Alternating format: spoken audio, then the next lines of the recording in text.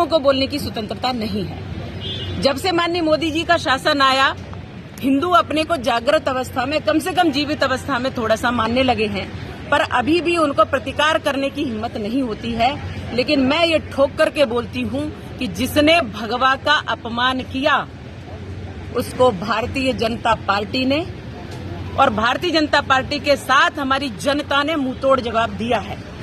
अब भगवा को अगर कोई अपमानित करेगा तो उसको मुंहतोड़ जवाब नहीं, उसका मुंह तोड़ के हाथ में रखने की हिम्मत रखते हैं। और इसलिए रखते हैं क्योंकि सनातनी जीवित है, सनातनी जिंदा है। हम सन्यासी भी इसके लिए कभी पीछे नहीं हटेंगे।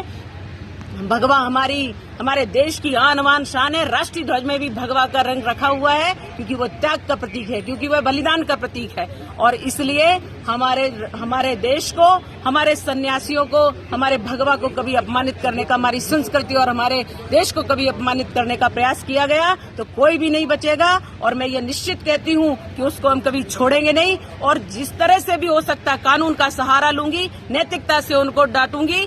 और अगर अवसर पड़ा तो पूरा एक आंदोलन खड़ा करके हम ऐसे लोगों को जवाब देना जानते हैं और देंगे। हिंदू अब पीछे नहीं है क्योंकि बहुत कुठाराघात हिंदुओं ने सहन कर लिया और बहुत भगवा का अपमान सहन कर लिया। मैं एक जीती जागती तस्वीर हूँ कि भगवा को आतंक कहने वाले लोगों को जवाब दिया है हमारे माननीय नरेंद्र मोदी जी के शासनकाल में। अब ये अपमान कभी हिंदुओं का, भगवा का, हमारी संस्कृति का, वेद और पुराणों का कभी अपमान नहीं हो पाएगा। और जिसने अपमान किया, ये जो कोई भी है, जो मूवी बनाया है, जो हीरो है या हीरोइन है, अगर इस प्रकार से इसने बेशरम कहा है भगवा के रंग को, तो उनको सावधान करती हूँ, उनको इसका सामना करना पड़ेगा। और मैं जनता से अपील करती हूँ कि इनके पेट पर लात मारो, इनके धंधों को उजाड़ दो और इनका कभी भी कोई फिल्म मत देखिए क्योंकि ऐसे लोग फिल्म बना करके पलते यहीं हैं, खाते यहीं का, सोते यहीं हैं और यहीं का अपमान करते, हमारे सनातन का अपमान करते हैं। अब ये लोग बच नहीं पाएंगे, इन लोगों को हम छोड़ेंगे नहीं और कभी भी इनकी कोई पिक्चर ना देखें। जैसे ही इनके पेट पर लात पड़ेगी